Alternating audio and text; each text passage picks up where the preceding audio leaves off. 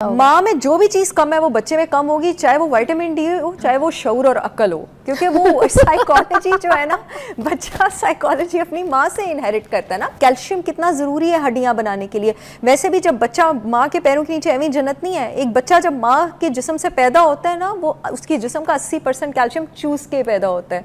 सोचें अगर ऐसी माँ ऑलरेडी, कितना बच्चा लेता है माँ से पैदा होते ही उसी वक्त। सोचें अगर ऐसी माँ ऑलरेडी विटामिन डी में डेफिशिएंट होगी आपके पास, तो उस वक्त तो कुछ नहीं, क्योंकि नॉर्मली बच्चे तो ऑफकोर्स जवानी में ही पैदा होते हैं ना। आफ्टर 10, 15, 20 ईयर्स यही बेचारी औरतें होती हैं जिनको ऑस्टियोमलेशिया हो जाता है, ऑस्टियोपोरोसिस हो जाता है, आर्थराइटिस हो जाता है, क्योंकि उन्होंने रिप्लेनिश नहीं किया होता अपनी उस चीज़ को। फीटस में ना एक एबिलिटी होती है, जब बच्चा माँ की कोख में पल रहा होता है, वो अगर आप विटामिन डी ठीक नहीं लेंगी ना, वो आपकी हड्डियों से खींचना शुरू कर देगा। लेकिन बच्चे को कमी नहीं होगी उस टाइम जिस टाइम वो पैदा होगा। आगे जाके उसमें टेंडेंसी होगी रिकेट्स की। बच्चे में विटामिन डी की कमी को रिकेट्स कहा जाता है, बड़ों में ऑस्टियोमलेशिया कहा जाता है आगे जाके। लेकिन बच्चा उस वक्त पूरा कर लेगा, वो माँ की हड्डी से खेलना खींचना शुरू कर देगा। मेरे पास इतनी सारी पेशेंट्स हैं जो प्रेगनेंसी के 6 महीने बाद ऑस्टियोमलेशिया से डायग्नोज हो गई हैं। ख्याल नहीं रखा हुआ था अपनी डाइट का प्रेगनेंसी में विटामिन डी का। अच्छा, जब कंसीव हो तो तब टाइम पे भी क्या इश्यूज आते हैं अगर विटामिन डी का डेफिशिएंसी है? मैं हमेशा कहती हूँ कि माँ बनने की तैयारी पहले शुरू होती है, कम से कम 1, 1.5, 2 साल पहले शुरू होती है। फॉलिक एसिड सुनते हैं ना, हमें तो डॉक्टर सबसे पहले कहते हैं फॉलिक एसिड शुरू कर दो। बस वो एक और इतने ब्रॉड स्पेक्ट्रम पे बात नहीं होती ना। माँ बनने की तैयारी देखें, मैं सारी लड़कियों, बच्चियों, बहनों को यही कहूँगी, बेटियों को, कि बहुत पहले शुरू होती है। क्योंकि आपने फिर अगर आप शुगर बहुत ज़्यादा लेंगी, आप मोटी होंगी, आपको पता है आपका बच्चा डल पैदा होगा। आपको पता है जो मोटी खवातीन है, ये रिसर्चेज है, बुक है डीप न्यूट्रिशन, उसके अंदर लिखा हुआ है, बड़ी ज़बरदस्त बुक है, कि जो मोटी औरत होती है उसके बच्चे को यूट्रस में वो सिग्नलिंग कम होती है, जिससे बच्चे का आईक्यू डेवलप हो एज कम्पेयर टू पतली औरत के। मोटापा बच्चे का आईक्यू तक अफेक्ट करता है। आप जो शुगर और रिफाइंड फूड आप जो खा रही हैं, वही तो खून की स्ट्रीम से बच्चे को जा रहे हैं। तो ये माँ बनने की जो तैयारी है ना, हर तरह की न्यूट्रिशन के हवाले से, वैसे तो बचपन से इंसान का जिस्म तंदुरुस्त होना चाहिए, लेकिन कम से कम साल 2 साल पहले शुरू होती है। So you should work on it. एक ब्रेक लेंगे, मगर ब्रेक से पहले ये बात मुझे बड़ी अच्छी लगी, इसलिए मैं दोबारा इसको कम्प्लीटली दोहराना चाहूँगी कि जब हम अपनी बच्चियों की शादी करें, आप अपनी बेटी की शादी का सोच लें, तो जो रिश्ते वाले ना, उनके साथ थोड़ा सा टाइम मांगें, एटलीस्ट 6 महीने, 8 महीने का। और उस टाइम पीरियड में जो ज़ाहिर से बच्चे पढ़ रहे होते हैं, कॉलेज में होते हैं, यूनिवर्सिटीज़ में होती हैं बच्चियाँ, तो उनको अपनी ग़िज़ा चीज़ों का कोई ख्याल नहीं होता। फिर जैसे ही शादी का टाइम आता है तो बच्चियाँ डाइटिंग करना शुरू कर देती हैं। डाइटिंग में फिर उनकी जो बॉडी वो बिल्कुल ऐसे सूख जाती है, उनको जान ही कोई नहीं उनके अंदर होती। तो जब बच्चियों की शादी का सोचे तो उनकी ग़िज़ा के ऊपर सबसे पहले काम करें। उन्हें जिस घर जाना है ना, उस घर के तौर तरीके भी बाद में सिखाएं। सबसे पहले उसकी सेहत है, उसके बाद सारा जहान है। उसको अच्छी चीज़ें खिलाएं, खालिस चीज़ें खिलाएं, उसकी जान बनाएं। उसके सारे जो कैल्शियम्स हैं जो कम है या वाइटामिन्स कम है उसके अंदर, उस डेफिशिएंसी उसको ठीक करें, पूरा करें, डॉक्टर्स को दिखाएं, ठीक है। उसकी अच्छी एक्सरसाइज करवाएं, मोटी है तो उसको ओबेसिटी से कम करवाएं, और अगर वो बहुत दुबली है तो उसको ऐसी ग़िज़ाएँ खिलाएं जहाँ पर उसको थोड़ी सी जान और सेहत और उसका ना बॉडी एक्टिव हो। तो ये सारी चीज़ों के साथ ज़रा उसके ऊपर काम करें और फिर बच्चे की शादी करें। आई होप आपको मेरी बात समझ आई होगी। सहर चावला मेरे साथ ही, ब्रेक के बाद मिलते हैं। Welcome back. सहर चावला हमारे साथ मौजूद हैं और हम विटामिन डी के हिसाब से जो है ना आपको चीज़ें समझा रहे हैं कि अच्छा, कुछ ज़्यादा अगर हो जाए विटामिन डी, मैंने सुना है कि उसको फिर बॉडी से फ्लश आउट करना पड़ता है। तो ये केसेस वैसे मैंने ऐसे सुने नहीं है, मगर मैं आपसे पूछना चाहती हूँ, इज़ दैट ट्रू? इसीलिए आपने नहीं सुने, because it is very rare. बहुत अच्छा कि आपने ये सवाल पूछा। Vitamin D toxicity is very rare. अगर आपका विटामिन डी ऑप्टिमल है ना, और आप क्रॉनिकली हर महीने ऑप्टिमल यानी नॉर्मल लेवल्स पे है, 40 से ऊपर है, और आप हर महीने 2 लाख इंटरनेशनल यूनिट का इंजेक्शन लगवाई जा रही हैं, तो कहीं 8-9 महीने बाद जाके आपको थोड़ी सी टॉक्सिसिटी होगी। इस तरह टॉक्सिसिटी होती है। और वो जब आप विटामिन डी के इंजेक्शन छोड़ते हैं और डाइट में आप थोड़ा सा कैल्शियम और डेयरी कम करते हैं, वो ठीक हो जाती है। मुझे कितने साल हो गए फिजा पेशेंट्स करते हुए। आज तक सिर्फ एक केस मेरे पास आया था जब मैं CMH पे पढ़ाती थी। मेरे स्टूडेंट के फादर थे, और वो भी उनका विटामिन डी टॉक्सिसिटी का मुझे याद है इसलिए केस था क्योंकि उनको उस वक्त किडनी फेलियर हुआ था। अच्छा। जिस इंसान को आपका जो विटामिन डी है ना, वो 3 स्टेजेस में एक्टिव होता है। स्किन से लिवर में जाता है, लिवर से किडनी में जाता है, किडनी में फाइनल फॉर्म बनती है। तो अगर किसी की किडनी अफेक्टेड हो ना, तो ऑफकोर्स वो विटामिन डी के लेवल से अफेक्ट हो जाते हैं। उसको कैसे पता चलेगा कि विटामिन डी सोर्स ज़्यादा हो गया? आपकी फीवर होगा, आपका इम्यून सिस्टम डिस्टर्ब हो जाएगा, क्योंकि विटामिन डी का काम होता है हाइपर एक्टिव इम्यून सिस्टम को थोड़ा ठंडा और मॉड्यूलेटेड रखना। इम्यून सिस्टम ज़रूरत से ज़्यादा नीचे चला जाएगा, बहुत फ्रीक्वेंटली आप इन्फेक्शंस जो हैं वो कैच करेंगे, और उसके साथ आपको मसल ट्विचिंग होगी। उसके साथ आपको वही विटामिन डी की कमी में जो लोअर बैक पेन होती है, विटामिन डी की ज्यादती वाली भी लोअर बैक पेन होगी।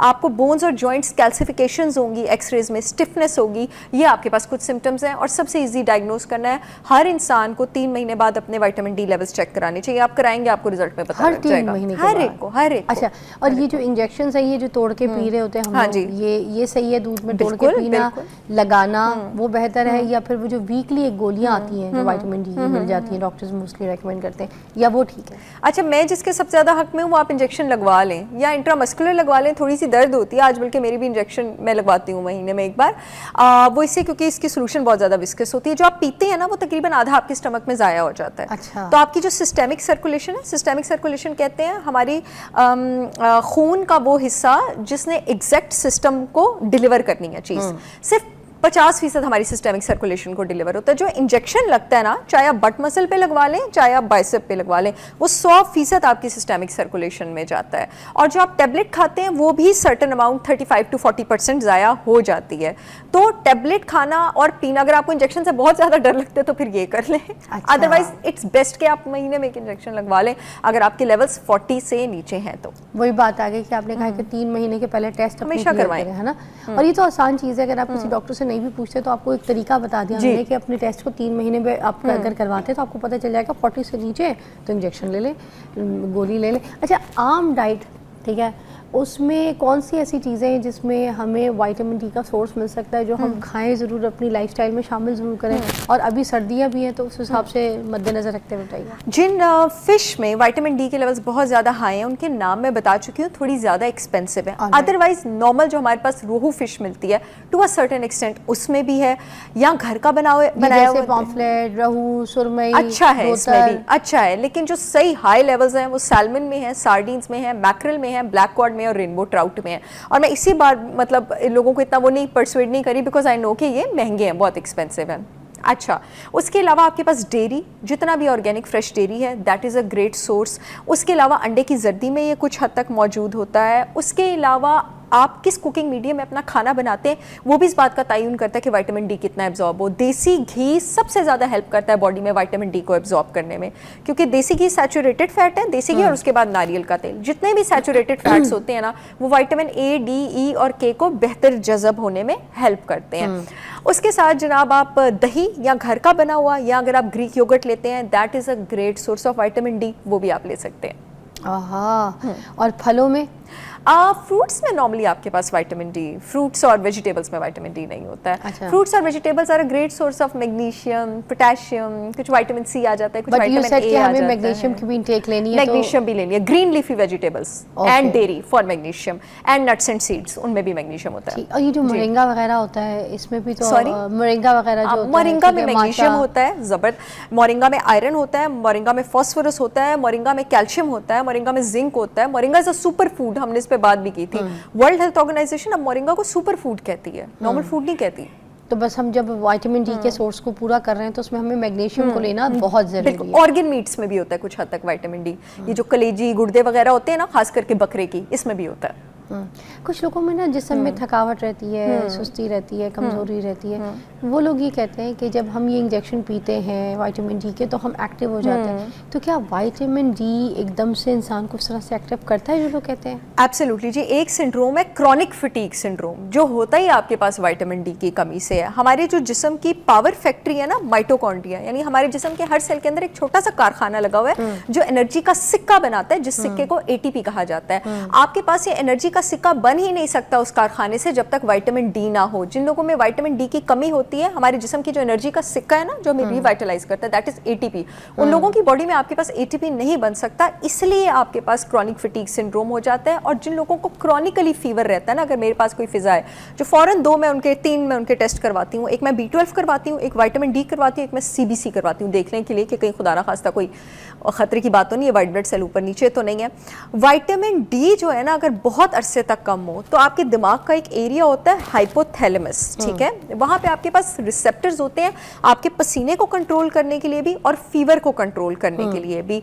आपकी जो बॉडी का स्ट्रेस वाला सिस्टम है ना, ऑटोनॉमिक नर्वस सिस्टम का हिस्सा, वो विटामिन डी की कमी को टेंशन वाली सिचुएशन समझता है, और आपके हाइपोथैलेमस में जो पसीने वाला सेंटर है और जो टेम्परेचर रेगुलेट करने वाला सेंटर है, उसको पैगाम देता है आप हर वक्त बुखार में रहते हैं और आपके माथे पे बहुत ज़्यादा पसीना आता है। अगर आप उन लोगों में से हैं जो सो के उठते हैं, चाहे आप बच्चे हैं, बड़े हैं, जिस भी उम्र के हैं, और आपको सिर्फ फोरहेड स्वेटिंग बहुत ज़्यादा होती है क्योंकि माथे में सबसे ज़्यादा स्वेट ग्लैंड्स होते हैं, ये विटामिन डी की कमी है। और अगर हर वक्त बगैर वजह के अनएक्सप्लेन कोई रीज़न नहीं, आपको बुखार रहता है, स्वेटिंग के साथ 200% विटामिन डी की कमी है। अच्छा जी, जो प्रेग्नेंट ख़वातीन होती हैं इनके लिए कितना ज़रूरी है और बच्चे की नशो-नुमा के लिए कितना ज़रूरी है? बहुत अगर ज़्यादा माँ के ज़रूरी अंदर है। कम है तो क्या बच्चों के अंदर भी पाया जाएगा जो आफ्टर डिलीवरी बच्चा होगा? माँ में जो भी चीज़ कम है वो बच्चे में कम होगी, चाहे वो विटामिन डी हो, चाहे वो शऊर और अक्ल हो, क्योंकि वो साइकोलॉजी जो है ना, बच्चा साइकोलॉजी अपनी माँ से इनहेरिट करता है ना।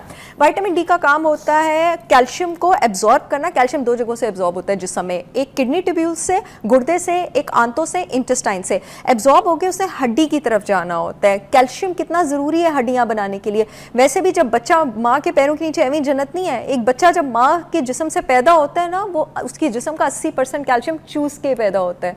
सोचें अगर ऐसी माँ ऑलरेडी, कितना बच्चा लेता है माँ से पैदा होते ही उसी वक्त। सोचें अगर ऐसी माँ ऑलरेडी विटामिन डी में डेफिशिएंट होगी आपके पास, तो उस वक्त तो कुछ नहीं, क्योंकि नॉर्मली बच्चे तो ऑफकोर्स जवानी में पैदा होते हैं ना, आफ्टर 10, 15, 20 ईयर्स यही बेचारी औरतें होती हैं जिनको ऑस्टियोमलेशिया हो जाता है, ऑस्टियोपोरोसिस हो जाता है, आर्थराइटिस हो जाता है, क्योंकि उन्होंने रिप्लेनिश नहीं किया होता अपनी उस चीज़ को।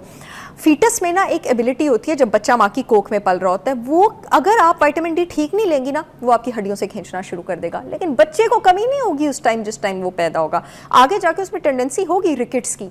बच्चे में विटामिन डी की कमी को रिकेट्स कहा जाता है, बड़ों में ऑस्टियोमलेशिया कहा जाता है आगे जाके। लेकिन बच्चा उस वक्त पूरा कर लेगा, वो माँ की हड्डी से खेलना खींचना शुरू कर देगा। मेरे पास इतनी सारी पेशेंट्स हैं जो प्रेगनेंसी के 6 महीने बाद ऑस्टियोमलेशिया से डायग्नोज हो गई हैं। ख्याल नहीं रखा हुआ था अपनी डाइट का प्रेगनेंसी में विटामिन डी का। अच्छा, जब कंसीव हो तो तब टाइम पे भी क्या इश्यूज आते हैं अगर विटामिन डी डेफिशिएंसी है? मैं हमेशा कहती हूँ कि माँ बनने की तैयारी पहले शुरू होती है, कम से कम 1, 1.5, 2 साल पहले शुरू होती है। फॉलिक एसिड सुनते हैं ना, हमें तो डॉक्टर सबसे पहले कहते हैं फॉलिक एसिड शुरू कर दो। बस वो एक और इतने ब्रॉड स्पेक्ट्रम पे बात नहीं होती ना। माँ बनने की तैयारी देखें, मैं सारी लड़कियों, बच्चियों, बहनों को यही कहूँगी, बेटियों को, कि बहुत पहले शुरू होती है। क्योंकि आपने फिर अगर आप शुगर बहुत ज़्यादा लेंगी, आप मोटी होंगी, आपको पता है आपका बच्चा डल पैदा होगा। आपको पता है जो मोटी खवातीन है, ये रिसर्चेज है, बुक है डीप न्यूट्रिशन, उसके अंदर लिखा हुआ है, बड़ी ज़बरदस्त बुक है, कि जो मोटी औरत होती है उसके बच्चे को यूट्रस में वो सिग्नलिंग कम होती है जिससे बच्चे का आईक्यू डेवलप हो एज कम्पेयर टू पतली औरत के। मोटापा बच्चे का आईक्यू तक अफेक्ट करता है। आप जो शुगर और रिफाइंड फूड आप जो खा रही हैं, वही तो खून की स्ट्रीम से बच्चे को जा रहे हैं। तो ये माँ बनने की जो तैयारी है ना, हर तरह की न्यूट्रिशन के हवाले से, वैसे तो बचपन से इंसान का जिस्म तंदुरुस्त होना चाहिए, लेकिन कम से कम 1-2 साल पहले शुरू होती है। So you should work on it. एक ब्रेक लेंगे, मगर ब्रेक से पहले ये बात मुझे बड़ी अच्छी लगी, इसलिए मैं दोबारा इसको कम्प्लीटली दोहराना चाहूँगी कि जब हम अपनी बच्चियों की शादी करें, आप अपनी बेटी की शादी का सोच लें, तो जो रिश्ते वाले ना उनके साथ थोड़ा सा टाइम मांगें, एटलीस्ट 6 महीने 8 महीने का। और उस टाइम पीरियड में जो ज़ाहिर से बच्चे पढ़ रहे होते हैं, कॉलेज में होते हैं, यूनिवर्सिटीज़ में होती हैं बच्चियाँ, तो उनको अपनी ग़िज़ा चीज़ों का कोई ख्याल नहीं होता। फिर जैसे ही शादी का टाइम आता है तो बच्चियाँ डाइटिंग करना शुरू कर देती हैं। डाइटिंग में फिर उनकी जो बॉडी वो बिल्कुल ऐसे सूख जाती है, उनको जान ही कोई नहीं उनके अंदर होती। तो जब बच्चियों की शादी का सोचें तो उनकी ग़िज़ा के ऊपर सबसे पहले काम करें। उन्हें जिस घर जाना है ना, उस घर के तौर तरीके भी बाद में सिखाएं। सबसे पहले उसकी सेहत है, उसके बाद सारा जहान है।